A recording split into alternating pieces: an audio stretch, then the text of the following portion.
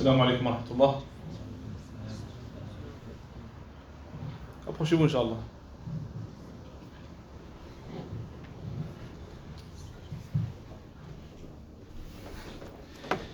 الحمد لله رب العالمين وأشهد أن لا إله إلا الله وحده لا شريك له وأشهد أن محمدا عبده ورسوله أدى الأمانة ونصح الأمة وجاهد في الله حق جهاده صلى الله عليه وعلى آله وصحبه أجمعين أما بعد. Est-ce que le micro on entend bien? Assalamu alaikum wa rahmatullahi wa barakatuh.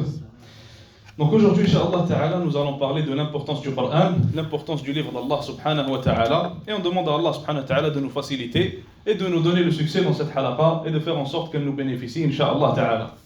Avant d'entrer en fait dans le vif du sujet, qui est l'importance du Coran al-Karim, moi juste une seconde. Okay. Avant d'entrer, Inch'Allah, dans le vif du sujet, nous allons parler de quelques petits points qui sont importants à savoir pour le musulman vis-à-vis du Coran. Quelques informations que nous devons tous de connaître en tant que musulmans. La première information que nous devons savoir, c'est que premièrement, Al-Qur'an kalamullah laysa bimakhlouq. La première information que le musulman doit savoir, c'est que le Coran que nous avons avec nous, qui commence avec Surat al-Fatiha, qui finit avec Surat al-Nas, huwa kalamullah, c'est la parole d'Allah subhanahu wa ta'ala. Et ce n'est pas créé, le Coran il est incréé. Allah subhanahu wa ta'ala, qu'est-ce qu'il dit? Donnez-moi un verset qui parle de ça, une preuve qui parle de ça. Un verset dans le Coran, un hadith qui nous prouve que le Coran n'est pas créé. Bismillah. Si personne lève la main, on va pointer quelqu'un. Vas-y, Akhi. Oh, lui. Fadal, fadal. Allahu a'lam. Allah yahdik. Un verset qui parle de ça. Personne n'a ça? Allah subhanahu wa ta'ala, il parle au prophète sallallahu alayhi wa sallam, il lui dit, laisse-leur du temps, en parlant des mouchriquines, des polythéistes qui vivaient avec lui. Après, il dit quoi? Hatta yasma'a kalam Allah. Jusqu'à ce qu'il entende la parole d'Allah subhanahu wa ta'ala. Donc Allah subhanahu wa ta'ala lui-même, il a décrit son Coran, sa parole, comme étant sa parole. Et il n'a pas dit ce qui est créé ou ce que j'ai révélé, il a dit la parole d'Allah subhanahu wa ta'ala. Donc la première des choses que nous tirons, c'est que le Coran, c'est la parole d'Allah subhanahu wa ta'ala. Et ça, c'est la aqidah, c'est la croyance de Ahlus Sunnah wal Jama'a. Un deuxième point très important, c'est que le Coran mahfoudun ila qiyam as-sa'a. Le point qui est extrêmement important, c'est que le Coran que nous avons avec nous, il est préservé jusqu'au jour du jugement. Allah subhanahu wa ta'ala, il l'a dit dans le Coran, il a dit qu'il allait faire le hifd de le Coran, qu'il allait préserver le Coran qui est sa parole. Contrairement par exemple aux chiites qui disent que le Coran a été changé et que nous n'avons pas le vrai Coran, nous les musulmans, Ahlus Sunnah wal Jama'a, nous croyons que le Coran est préservé et il n'a jamais été changé. Et il n'y a pas une seule lettre du Coran qui a été changée.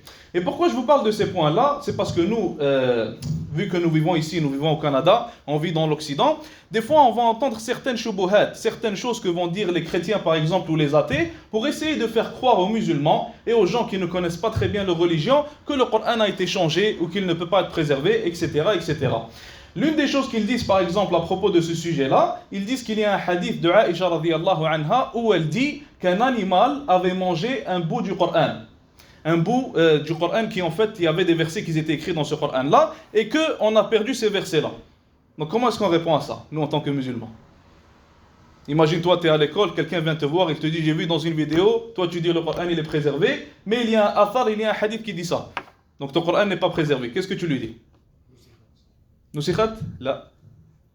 Le frère il a dit ça a été abrogé, mais c'est pas ça. Qu'est-ce que tu lui dis?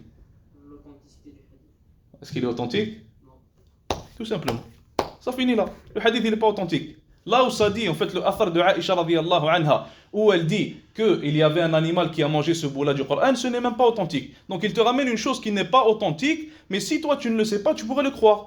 S'il y a une personne qui ne le sait pas, il pourrait croire que réellement le Coran n'est pas préservé et il a été changé. Et il faut savoir que beaucoup de jeunes, subhanallah wal billah, en Occident, ont quitté l'islam ou alors ont eu des doutes à propos de la religion d'Allah subhanahu wa ta'ala, dû à un manque de connaissances. Donc c'est très important de connaître sa religion, très important de connaître la réponse à ces shubuhat-là, et très important d'être à la basira, d'être en fait musulman en connaissant l'islam. Je connais la religion d'Allah subhanahu wa ta'ala, je connais les réponses à tout ça, donc personne ne peut venir me faire douter de mon dîn, personne ne peut me faire bouger. Vous comprenez? Un autre point qui est important, c'est qu'une autre shubha en fait qu'il rapporte à propos du Coran, ils disent que Uthman radiyallahu anhu, Uthman qui était le troisième des califes bien guidés, Uthman qu'on appelle Dhun Nurayn, celui aux deux lueurs, car il a marié deux des filles du prophète sallallahu alayhi wa sallam, il ne les a pas mariées en même temps, mais une après l'autre. Donc Uthman radiyallahu anhu, il est rapporté que dans son temps, quand il était un calife, il a brûlé les différents masahif, les différentes versions, entre parenthèses, et on va expliquer ce que ça veut dire, les différentes versions du Coran, et il n'a laissé qu'une seule version pour les musulmans. Donc encore une fois, quelqu'un peut venir te voir avec ça et te dire, regarde, vous dites que le Coran, il n'y a qu'une seule version, il est préservé, mais on voit que Uthman, excusez-moi, il a brûlé les autres versions. Donc en fait, l'explication à ça, elle est très simple. C'est ici, ce qu'on veut dire par les versions, par les masahib, ce n'est pas vraiment le mot version. C'est moi qui ai utilisé en fait un terme qui n'est pas censé être là, mais c'est plutôt les masahib. Un mushaf, c'est quoi? C'est un livre dans lequel le Coran il est écrit. Donc Uthman, pourquoi est-ce qu'il a brûlé les autres masahif et il en a laissé un seul? Dans le temps de Uthman radiyallahu anhu, dans le temps des compagnons radiyallahu anhum, ce qu'ils faisaient, c'est que chacun d'entre eux devait écrire son Coran. Dans ce temps-là, il n'y avait pas d'imprimerie, il n'y avait pas de magasin qui vendait le Coran. Donc si tu veux avoir le Coran écrit avec toi, tu veux avoir un mushaf, tu dois l'écrire. Si tu voulais avoir un livre, tu dois l'écrire aussi. Donc les compagnons radiyallahu anhum écrivaient le Coran et ce qu'ils faisaient c'est que des fois ils vont écrire des mots à côté qui ne font pas partie du Coran. Et ces mots-là sont là pour expliquer un verset ou pour expliquer la définition d'un tel mot. Donc Uthman radiyallahu anhu il a vu ça et il voit qu'il y a beaucoup de nouveaux musulmans qui rentrent dans l'islam. Il s'est dit on va brûler tous ces mushaf là qui ont plutôt des ajouts, excusez-moi, qui ne font pas partie du livre d'Allah subhanahu wa ta'ala. Et on va laisser simplement un mushaf sans aucun ajout. Comme ça, les gens qui viendront après ne vont pas se mélanger. Et ils ne vont pas penser que ces mots-là qui sont écrits et qui sont ajoutés font partie du livre d'Allah subhanahu wa ta'ala, tout simplement. Un autre point à savoir à propos de notre Coran, à propos de la parole d'Allah subhanahu wa ta'ala, c'est qu'il a été révélé en 10 qira'at. Allah subhanahu wa ta'ala a révélé le Coran en 10 manières de le lire, 10 manières de lecture différentes. Il y a par exemple Hafs, il y a Warsh, il y a Qaloun, tout ça c'est des Qur'ans révélés par Allah subhanahu wa ta'ala au prophète sallallahu alayhi wa sallam. Et toutes les qira'at ont été révélées en même temps, pendant la vie du prophète alayhi salatu wa sallam. Et des fois on va remarquer que dans certains pays, les gens vont lire Warsh, comme par exemple au Maroc ou en Algérie. Dans d'autres ils vont lire Qaloun, comme en Tunisie par exemple. Et dans d'autres ils vont lire Hafs, la version du Coran qui est la plus connue, que nous connaissons tous, que nous avons dans les mosquées généralement parlant. Et ça on trouve ça dans les pays du Khalij, dans l'Arabie Saoudite, les Émirats, l'Oman, ces pays-là habituellement. Donc on a 10 qira'at différentes du Coran. Les 10 sont le Coran et les 10 ont été révélés par Allah subhanahu wa ta'ala pour faciliter la lecture aux gens qui avaient des dialectes différents. Et un dernier point qui parle en fait que nous devons savoir à propos du Coran, c'est qu'il faut savoir que tout musulman se doit d'accepter tout le Coran. Moi en tant que musulman, je dois croire en le livre d'Allah subhanahu wa ta'ala et croire en toutes les lettres qu'il y a dans ce livre-là. Je dois croire que ça a été révélé par Allah subhanahu wa ta'ala et je dois accepter tous les jugements d'Allah subhanahu wa ta'ala. Si Allah Azza wa Jal me dit que ça c'est halal, je dois y croire et l'appliquer. Si Allah subhanahu wa ta'ala me dit que ça c'est haram, je dois y croire et l'éviter, tout simplement. Et quiconque rejette un jugement d'Allah subhanahu wa ta'ala dans le Coran, ou alors mécroit dans ce jugement-là, ou alors il dit que Allah Azza wa Jal dit que ça c'est halal, mais moi je dis que c'est haram, ou le contraire, alors cette personne n'a pas accepté le Coran d'une manière complète et ne s'est pas soumise à Allah subhanahu wa ta'ala d'une manière complète. Et une personne ne peut pas être musulmane si elle rejette une partie du Coran. Tout le monde a compris ça? Alhamdulillah. Donc maintenant, Inch'Allah, nous rentrons dans le vif du sujet. Ahammiyatul Qur'an al-Karim. L'importance du Coran, l'importance de la parole d'Allah subhanahu wa ta'ala dans la vie du musulman. Allah subhanahu wa ta'ala il dit dans le Coran وَقَالَ الرَّسُولُ يَا رَبِّ إِنَّ قَوْمِ اتَّخَذُوا هَذَا الْقُرْآنَ مَهْجُورًا. Un seul verset, Allah subhanahu wa ta'ala il dit, le prophète dit, le messager dit, ô Allah, mon peuple a délaissé ce Coran, a délaissé ta parole, il a délaissé le Coran al-Karim. Maintenant, de ce verset-là, nous pouvons tirer énormément de choses. Et Ibn al-Qayyim, rahimahullah, il a parlé de ça, et il a pu tirer 5 manières dont les musulmans peuvent délaisser le Coran al-Karim. Nous, quand on parle de ce verset-là d'une manière générale, d'une manière apparente, on croit que le fait de délaisser le Coran, excusez-moi, c'est quoi? C'est le fait de délaisser la lecture, c'est vrai? C'est ça qu'on croit. Mais il y a d'autres manières de délaisser le Coran. Qui peut m'en nommer une? Ou plus qu'une? Comment est-ce qu'un musulman peut délaisser le Coran, autre que la lecture? Vas-y. Ne pas appliquer, ok. Qu'est-ce qu'il y a d'autre? Par le comportement, donc ne pas appliquer ce qui nous est recommandé d'appliquer dans le Coran, ok. Vas-y. Ne pas l'utiliser pour se soigner, ok. Nous allons voir, Inch'Allah, chacun de ces points-là, mais rajoutez-en, Inch'Allah. Il y en a d'autres. J'ai pu en tirer 9 points. Qu'est-ce qu'il y a d'autre? Vas-y. Délaisser la prière. Délaisser la prière, ok, ça revient un peu à ne pas appliquer, ça revient à ne pas bien se comporter comme le Coran nous le dit. D'ailleurs, pour le comportement, Aïcha radiyallahu anha, qu'est-ce qu'elle a dit à propos du prophète alayhi salatu wassalam? Qu'est-ce qu'elle a dit? Kana khuluquhu al-Qur'an, barakallahu fik.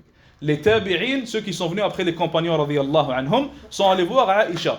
Ils lui ont dit comment est-ce que le prophète sallallahu alayhi wa sallam se comportait. Et nous, on doit être de la même manière. On doit vouloir savoir. On doit chercher à comprendre comment est-ce que notre prophète sallallahu alayhi wa sallam était. Et on doit faire le maximum pour être comme lui. Donc eux, ils ont commencé par chercher à savoir comment le prophète alayhi salatu wa sallam se comportait. Et qui de mieux que sa femme, qui de mieux ne va nous dire comment il se comporte que sa femme Aïcha radiyallahu anha. Donc ils lui ont dit comment il se comportait. Elle a dit quoi? Kana khuluquhu al-Qur'an. 3 mots, subhanallah, elle a résumé complètement le comportement du prophète sallallahu alayhi wa sallam. Elle a dit son comportement, c'était le Coran. Tout ce que tu vas voir de bien dans le Coran, il le fait. Tout ce que tu vas voir de mauvais dans le Coran, il le délaisse sallallahu alayhi wa sallam. Et ça revient au point du frère, comme on a dit, le fait de ne pas appliquer ce qu'il y a dans le Coran. Mais qu'est-ce qu'il y a d'autre? Là, on en a tiré 3. Le fait de délaisser la lecture du Coran, le fait de délaisser l'application du Coran, et ce que tu avais dit, le fait de délaisser la guérison avec le Coran. Mais il y en a d'autres. On a dit qu'il y en a 9. Vas-y. L'écoute du Coran, oui, celle-là, elle est séparée. Ok. Donc là, on a une 4e. La méditation. Je ne sais plus si elle rentre dans l'écoute, celle-là. Ok, la méditation, Inch'Allah. Qu'est-ce qu'il y a d'autre? Il y en a d'autres plutôt desquels on ne parle pas trop. Comment est-ce qu'on peut délaisser le Coran autre qu'avec ces manières-là? Personne n'a une autre manière? Istishfa, ça c'est comme il avait dit le frère, la guérison. Qui avait parlé? L'apprentissage. L'apprentissage du Coran. Barakallahu fi. Donc Ibn al-Qayyim rahimahullah, il a dit le fait de délaisser le Coran se résume en 5 types. Premièrement, hajru sama'ihi wal imanu bihi wal isra'u ilayh. La première manière dont tu peux délaisser le Coran, c'est le délaissement de son écoute et de la croyance en le Coran. Ça, c'est la première des manières. Maintenant, qu'est-ce que ça veut dire? Ça veut dire que toi, possiblement, tu as le choix. Tu es dans le bus, tu es en train de marcher, tu es à la maison, tu as ton téléphone avec toi. Maintenant, quand tu as ton téléphone, tu as le choix. Est-ce que je vais écouter le Coran ou alors est-ce que je vais écouter de la musique? Est-ce que je vais donner au moins un petit 30 minutes dans la journée au Coran ou alors est-ce que je vais aller écouter des podcasts? Est-ce que je vais donner un petit temps au livre d'Allah subhanahu wa ta'ala en l'écoutant ou alors est-ce que je vais aller écouter un film ou aller sur Netflix? Maintenant, si toi tu fais le bon choix, tu vas décider d'écouter le livre d'Allah subhanahu wa ta'ala, au moins un minimum. Car il faut savoir, mes frères et sœurs, que les savants ils disent qu'on ne peut pas trouver le Coran et autre que le Coran dans un seul cœur. Tu ne peux pas avoir le Coran et la musique dans un seul cœur, c'est impossible. C'est soit le Coran qui prend le dessus, soit la musique. Tôt ou tard, l'un des deux va prendre le dessus.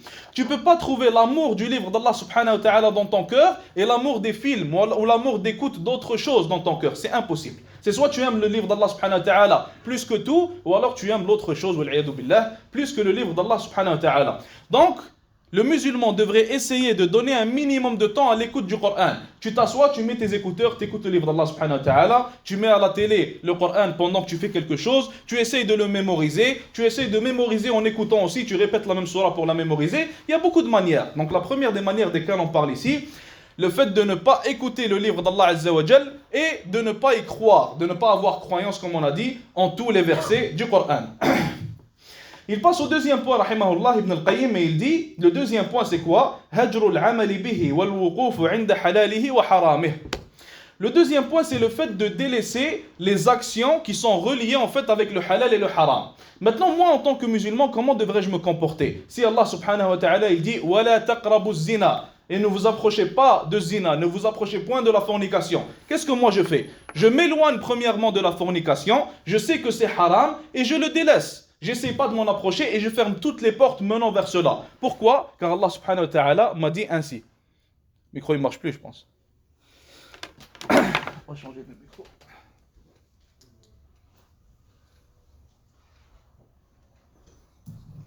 Donc on continue. Vous m'entendez bien? Il marche? Okay. Donc, comme je disais, si Allah subhanahu wa ta'ala me dit que telle chose, je pense lui aussi il ne marche pas.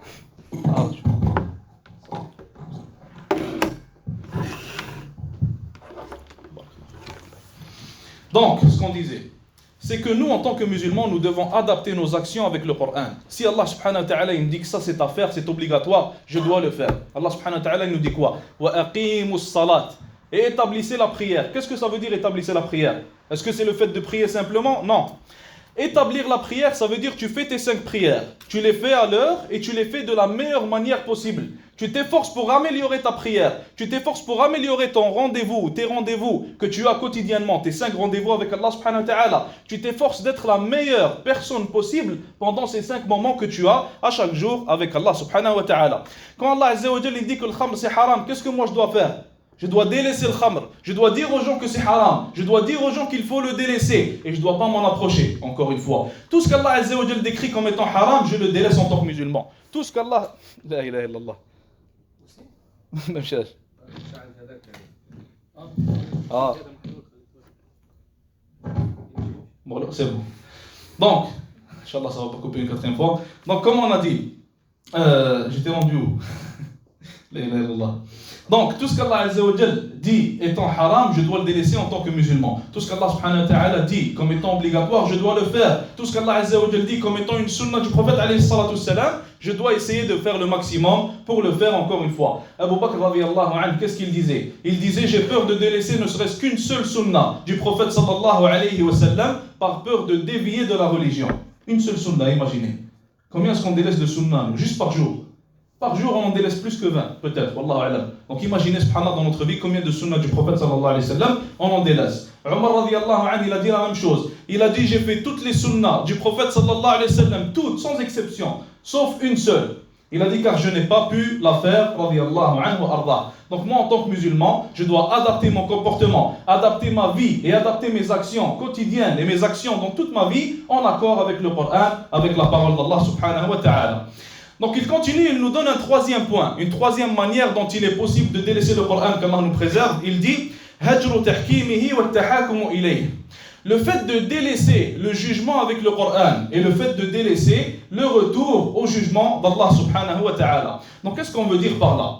Maintenant Allah azza wa jalla nous dit que certaines choses sont halal, c'est vrai ou non? Allah azza wa jalla décrit certaines choses comme étant halal. Allah azza wa jalla décrit certaines choses comme étant haram. Allah subhanahu wa ta'ala il dit que le khamr il est haram. Maintenant, si on va dans un pays, ou alors on va dans une tribu, ou alors qu'il y a une idéologie qui dit que le khamr, par exemple, il est halal. Dans certains pays, il est dit que le khamr, il est halal, il est permis, c'est vrai ou non? Dans certains pays, la vente de khamr, la vente d'alcool, elle est halal, elle est permise, et le fait d'en boire, c'est permis aussi, comme dans l'Imarat et dans certains autres endroits. Toi, en tant que musulman, quelle devrait être ta réaction à ça? Quoi, halal dans certains pays? Dans l'Imarat, par exemple. Oui. Imarat, c'est permis, dans certains endroits, pas tous. Ouais. Quelle devrait être ma réaction, moi, en tant que musulman? Qu'est-ce que je fais passer avant? Le jugement d'Allah subhanahu wa ta'ala ou le jugement des êtres humains? C'est difficile? Le jugement d'Allah, j'espère. Tout le monde est d'accord? Il n'y a personne qui va dire non? Ok, le jugement d'Allah subhanahu wa ta'ala. Moi, si je vois 2 jugements contraires, le jugement d'Allah azza wa jalla dit une chose, et il y a autre qu'Allah, comme un être humain, une idéologie ou quoi que ce soit, qui dit autre chose, je fais passer le jugement d'Allah subhanahu wa ta'ala avant tout. Maintenant, il y a certaines idéologies, comme le féminisme par exemple, qui font passer certaines idées, certaines croyances qu'ils ont, qui sont contraires au livre d'Allah azza wa jalla. Ils disent par exemple que l'homme, il va prendre le même héritage que la femme, alors qu'Allah azza wa jalla nous dit non. Il dit que l'homme prend le double de la femme, c'est vrai ou non? Qu'est-ce que moi, en tant que musulman, je fais passer avant? Allez, répondez. Tout le monde devrait avoir la même réponse. Je fais passer quoi avant? Le féminisme ou le livre d'Allah azza wa jalla? Le livre d'Allah. Donc c'est ça que ça veut dire le fait de délaisser le jugement par le livre d'Allah subhanahu wa ta'ala. À chaque fois qu'il y a un jugement venant d'Allah azza wa jalla, moi je prends ce jugement-là et je le fais passer avant tout. Et s'il y a un jugement qui va contrarier celui d'Allah subhanahu wa ta'ala, alors ça ne m'importe peu, ça ne me dit rien et ça ne me regarde pas. Moi ce qui m'importe, les lois qui m'importent dans la vie, c'est les lois d'Allah azza wa jalla. Toutes les autres lois, ça ne veut pas dire qu'on ne va pas les respecter ou quoi que ce soit, mais s'il y a une loi contraire au livre d'Allah subhanahu wa ta'ala, alors moi ça ne me regarde pas et je ne vais pas la respecter encore une fois. Ça c'est pour ce qui était du 3e point. 4e point, hajru tadabburihi, le fait de délaisser la contemplation à propos des versets du Coran. Allah azza wa jalla dit qu'il nous a révélé ce Coran-là pour que nous le comprenions et pour que nous l'appliquions. Et comment pouvons-nous appliquer le livre d'Allah azza wa jalla si on n'essaie pas de contempler à propos des versets d'Allah? Si on n'essaie pas de contempler qu'est-ce que Surat al-Fatiha veut dire, qu'est-ce que le Baqara veut dire, qu'est-ce que Al-Imran veut dire? Allah azza wa jalla il dit ça, qu'est-ce que ça veut dire? Je veux comprendre ce que ça veut dire pour pouvoir l'appliquer. Omar radiallahu anhu, qu'est-ce qu'il disait? Il disait, à chaque fois que j'apprenais 10 versets du Coran, je m'arrêtais. Et j'essayais pas d'en apprendre plus. Pourquoi?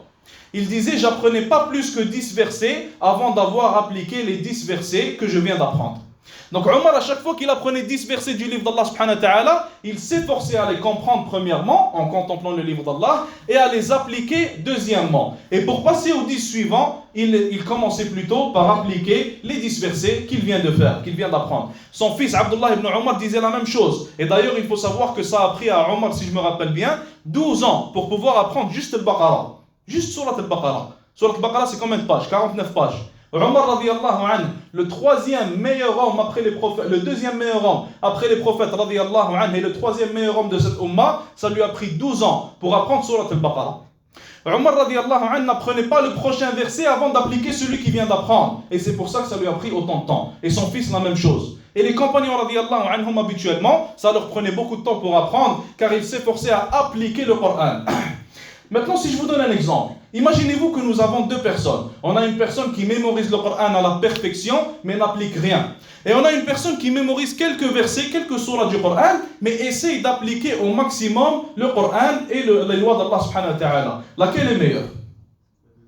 La deuxième, parce qu'elle applique les lois d'Allah subhanahu wa ta'ala, parce qu'il essaie de faire son maximum pour obéir à Allah azza wa jal, parce que quand il voit haram, il délaisse. Quand il voit obligatoire, il le fait. Et il essaie de le faire de la meilleure manière possible. Donc, le Coran, ce n'est pas seulement le fait de le mémoriser qui fait en sorte que nous ayons un haut statut auprès d'Allah Azza wa Jal, mais c'est le fait de l'appliquer premièrement. Et si une personne applique le Coran mais n'en mémorise pas beaucoup, il va être beaucoup mieux aux yeux d'Allah subhanahu wa ta'ala que la personne qui mémorise tout le Coran mais en applique très peu. Comme les salafs, ils disaient, les vieux prédécesseurs, qu'est-ce qu'ils disaient? Al-ilmu al-amal. Le ilm, la vérité de la connaissance, la définition de la connaissance, c'est quoi? C'est l'application de cette connaissance. Donc celui qui sait et qui n'applique pas, alors il n'a pas de connaissance. Et celui qui applique et sait, c'est lui qui a réellement la connaissance, c'est lui qui a réellement le ilm. Cinquième point, dernier point d'Ibn al-Qayyim rahimahullah, après on va passer aux 4 autres points que nous avons écrits ici. Il dit hajrul istishfa'i bihi wa tadawi bih. Il dit, il y a aussi le fait de délaisser la guérison avec le Coran et le fait de chercher guérison auprès du livre d'Allah subhanahu wa ta'ala. Et qu'est-ce qu'on veut dire par là? Allah subhanahu wa ta'ala, il dit que son livre c'est un shifa, c'est une guérison. Et ça parle surtout de la guérison des cœurs. Tout comme les corps deviennent malades, tout comme les corps ont besoin de guérison et de médicaments, les cœurs deviennent malades et ils ont besoin de guérison et de médicaments. Quand ton cœur commence à penser à autre qu'Allah subhanahu wa ta'ala, quand ton cœur commence à penser au haram, il s'éloigne de la prière, il s'éloigne d'Allah azza wa jal, elle est où ta guérison? Elle est dans le livre d'Allah subhanahu wa ta'ala, comme Allah azza wa jal l'a dit. Elle est où ta guérison? Tu reviens au livre d'Allah azza wa jal. Tu le lis, tu l'appliques, tu contemples à propos des versets d'Allah subhanahu wa ta'ala et insha'Allah ta'ala ton cœur va devenir meilleur. Et il faut savoir que quiconque délaisse le livre d'Allah subhanahu wa ta'ala, il va s'éloigner de lui et il va trouver l'amour de la dunya qui commencera à rentrer dans son cœur et il va remarquer qu'il ne prend plus soin de ses obligations comme les prières, comme le Ramadan, comme le zakat. Il ne cherche plus à plaire à Allah subhanahu wa ta'ala, il ne délaisse plus le haram comme il le faisait avant dans le temps où il lisait le livre d'Allah subhanahu wa ta'ala. Donc nous en tant que musulmans, on doit donner une grande importance à chercher la guérison auprès du livre d'Allah subhanahu wa ta'ala. Et d'ailleurs, il faut savoir que chaque musulman devrait avoir un wird. Un wird, c'est une lecture quotidienne du Coran. Il faut que tu te fixes un objectif de lecture quotidienne plutôt, excusez-moi, du Coran, du livre d'Allah Azza wa Jal. Il faut que tu te dises que moi, Inch'Allah Ta'ala, à chaque jour, je vais essayer de lire 10 pages du Coran. Ou alors 15 pages pour ceux qui le peuvent, 5 pages pour ceux qui ne peuvent pas, vous comprenez? Donc à chaque jour, fixe-toi un objectif et fais de ton meilleur pour pouvoir lire le livre d'Allah subhanahu wa ta'ala du mieux que tu peux. Et Inch'Allah, quand tu vois que tu es à l'aise avec cet objectif-là, essaye d'augmenter. Et aussi un autre objectif que tu peux te fixer, par exemple, dis-toi une fois par semaine au moins, je vais aller écouter un cours de tafsir. Un cours d'exégèse du Coran, un cours qui explique qu'est-ce que telle surah veut dire, qu'est-ce que le Baqarah veut dire, qu'est-ce que surah al-Kawthar veut dire. Il faut qu'on se fixe des objectifs, mes frères et sœurs, car il faut savoir qu'il n'y a rien qui vient sans rien. Si tu veux que le résultat vienne, il faut que tu fasses des efforts. Si tu veux que le bien vienne vers toi, il faut que tu ailles vers lui, tout simplement. On ne peut pas rester assis et vouloir avoir un salaire, par exemple. On ne peut pas rester assis et vouloir que quelqu'un nous paye et nous donne à manger. Non. Même chose pour le dîn. On veut être mieux, on veut avancer dans la religion, on veut être plus proche d'Allah subhanahu wa ta'ala, alors on doit faire des efforts et faire du mieux que l'on peut pour se rapprocher d'Allah subhanahu wa ta'ala. Donc on a fini pour ce qui est des points d'Ibn Qayyim rahimahullah. Les autres points que nous avons cités, on a dit sixièmement, hajru tilawatihi wa hifdhihi. Le fait de délaisser la lecture du Coran al-Karim, et ça c'est ce qui nous revient tous en tête, c'est ce qui nous vient tous en tête quand on parle de ce verset-là, et le fait aussi de délaisser la mémorisation du livre d'Allah subhanahu wa ta'ala. Le Nabi sallallahu alayhi wa sallam, qu'est-ce qu'il a dit? Khayrukum man ta'allama al-Qur'ana wa 'allama. Le meilleur d'entre vous c'est qui? C'est celui qui apprend le Coran premièrement, et celui qui l'apprend aux gens deuxièmement. Et la meilleure, ou parmi les meilleures manières d'apprendre aux gens le Coran, c'est le fait de leur apprendre à le réciter premièrement, le fait de leur apprendre à lire le Coran mieux avec le tajwid, le fait de les aider à mémoriser le Coran. Et pour qu'on puisse faire cela, il faut que nous-mêmes on le mémorise, il faut que nous-mêmes on sache lire le Coran, qu'on apprenne ces choses-là. Donc, il ne faut pas, subhanallah, délaisser ce genre de hadith-là. Il y a l'un des savants des salaf, il a dit, j'ai été enseignant du Coran pendant 40 ans dans une mosquée. Il a dit à cause d'un seul hadith. À cause d'un seul hadith, j'ai fait tout ça toute ma vie. Un seul hadith. C'est quoi le hadith? Il a dit le hadith où le prophète sallallahu alayhi wa sallam, il a dit Khayrukum man ta'allama al-Qur'ana wa 'allama. Le meilleur d'entre vous, c'est celui qui apprend le Coran et qui l'apprend aux gens. Pour un seul hadith, il s'est assis 40 ans à apprendre le Coran et à l'apprendre à autrui. Donc nous, on doit essayer de faire la même chose, mes frères et sœurs, en tant que musulmans. Dès qu'on entend un hadith, normalement, ça nous touche. Et dès qu'on entend les versets du Coran, ça nous touche. Et ça fait un changement en nous. Omar radiyallahu anhu, il est rapporté que beaucoup de fois, il entendait un verset du Coran et ça le touchait tellement qu'il tombait malade, radiyallahu anhu. Imaginez-vous. Il tombait malade et les gens pensaient qu'il était malade d'une maladie normale. Alors que non. Il a entendu Allah Azza wa Jal parler de l'enfer ou parler du châtiment. Et tellement c'était fort, ça l'a fait tomber malade, radiyallahu anhu. Un septième point, excusez-moi. Hadru da'wati ilayh. Et là, je vais vous donner la parole un peu, Inch'Allah. Le huitième point, il dit le fait de délaisser l'appel des gens vers le Coran. Qu'est-ce que ça veut dire? Qu'est-ce qu'on veut dire par là? Vas-y. Lorsqu'il y a quelque chose de blâmable, on doit le dire que c'est blâmable. Barakallah fik, ça c'est un très bon point. Qu'est-ce qu'il y a d'autre? Vas-y. Délaisser le da'wa. Délaisser le da'wa, jazakallah khair, ça c'est un très bon point encore une fois. Allah Azza wa Jal, qu'est-ce qu'il dit à propos de cette umma? Kuntum khayra ummatin ukhrijat lin-nas. Vous êtes la meilleure umma qui a été sortie pour les gens. Après Allah subhanahu wa ta'ala, il nous a donné 3 conditions pour qu'on soit cette meilleure umma là.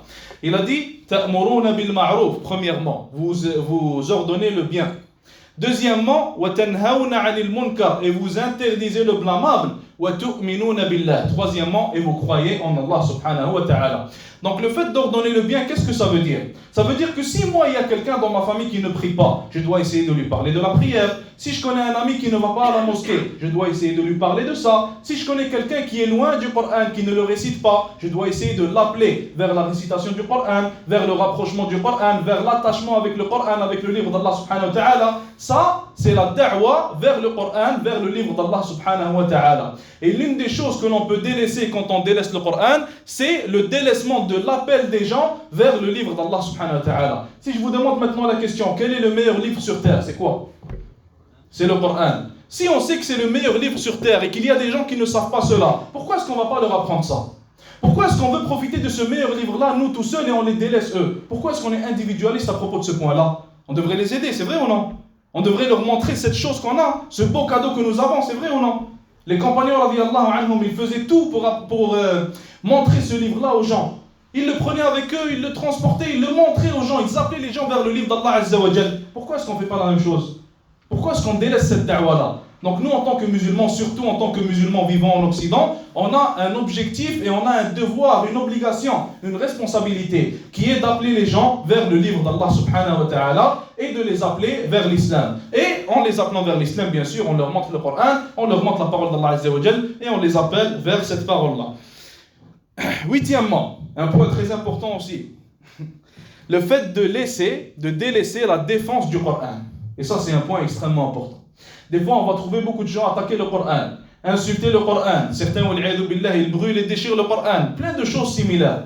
Nous, en tant que musulmans, notre responsabilité, c'est de défendre ce Coran-là. Notre responsabilité, c'est qu'à chaque fois que quelqu'un vient et essaye de dire aux gens que ce Coran a été changé, nous, on défend ce Coran-là avec les preuves. Et on défend ce Coran-là, la parole d'Allah Azza wa Jal, du mieux que l'on peut. Il y avait un sahabi, un compagnon, radiyallahu anhum, à chaque fois qu'il lisait le Coran et qu'il finissait, il fermait le mushaf, il le prenait et il l'embrassait. Et il disait, kalam rabbi, kalam rabbi. Il disait, c'est la parole de mon Seigneur, c'est la parole de mon Seigneur. Donc nous, si on aime Allah subhanahu wa ta'ala, on devrait aimer sa parole, on devrait aimer son Coran. Et si on aime son Coran, on va le défendre, c'est vrai ou non?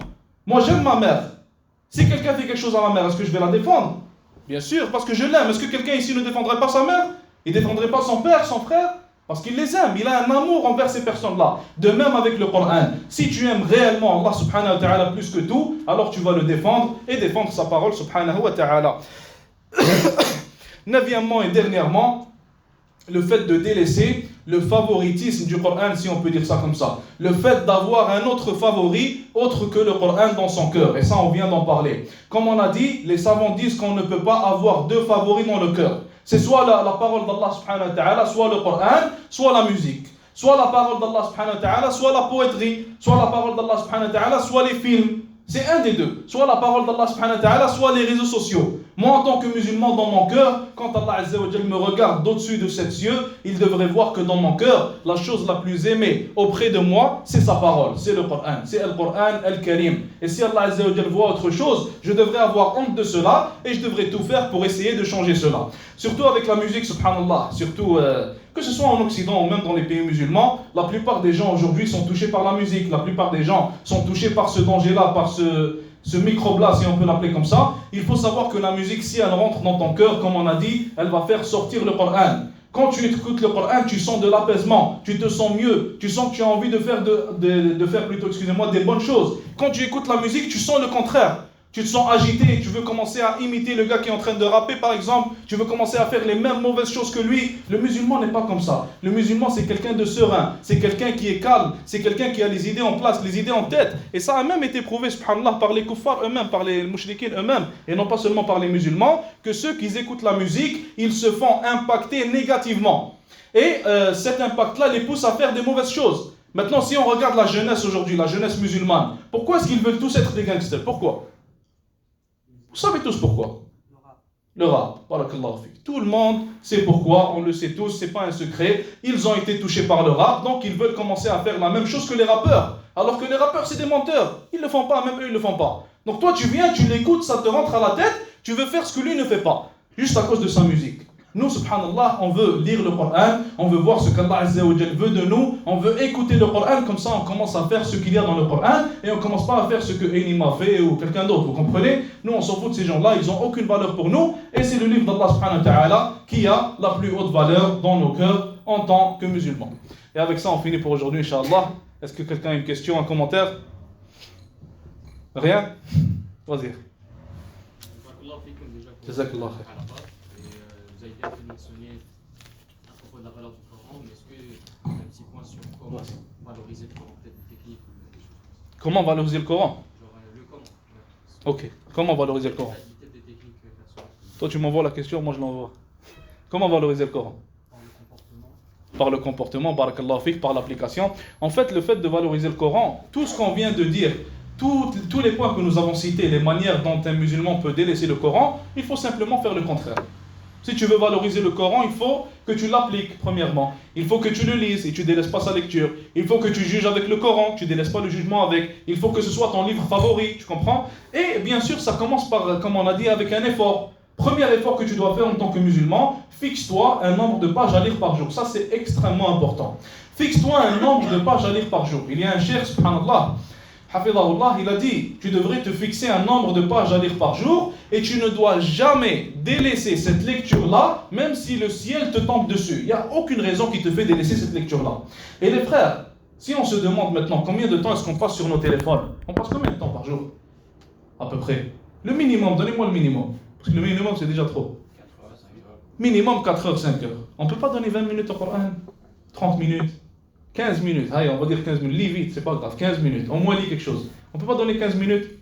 On donne 4 heures à ce téléphone-là alors que ça ne nous bénéficie en rien. Mais on ne peut pas donner 20 minutes au Coran, le Coran qui est notre câble vers Allah Azza wa Jal, qui est notre cause d'entrée au paradis, Inch'Allah Ta'ala. Un petit 20 minutes, 15 minutes, 30 minutes, ça ne va rien nous changer, Inch'Allah, dans notre journée. On va juste enlever un 30 minutes du téléphone, après le reste des 4h30, on revient au téléphone. Tout simplement. C'est pas, Inch'Allah, c'est pas la mer à boire. C'est bon? Ça répond à ta question, Akhi? D'autres questions? C'est bon? Jazakumullah khair. Après le Maghrib, Inch'Allah, on va manger. Oui. Ouais, Question? L'autre jour, j'étais dans mon véhicule, j'avais mis le Coran un peu fort. Oui. Et la personne à côté, elle m'a dit pourquoi tu mets le Coran si fort? Tu veux montrer à tout le monde que tu es musulman? Dis-lui, je vais te donner un CD aussi. Dis-lui, je vais te donner, écoute-le toi aussi. Inch'Allah khair. Non, en fait, il faut qu'on essaie de voir le bien et le mal réside où. Maintenant, s'il y a une personne à qui on peut faire la da'wah, qu'on peut appeler vers Allah subhanahu wa ta'ala, et on sait que si on met le Coran fort, ça va l'agacer et ça va la faire fuir, alors on essaie de ne pas le mettre fort et on essaie de lui parler et d'essayer d'entrer par d'autres portes. Tu comprends? Donc on essaie de voir en fait le bien et le mal réside où. Donc après le Maghrib, on va manger, Inch'Allah, les frères. Jazakumullah khair. Wa sallallahu wa sallam wa baraka ala nabiyyina Muhammad wa ala alihi wa sahbihi ajma'in.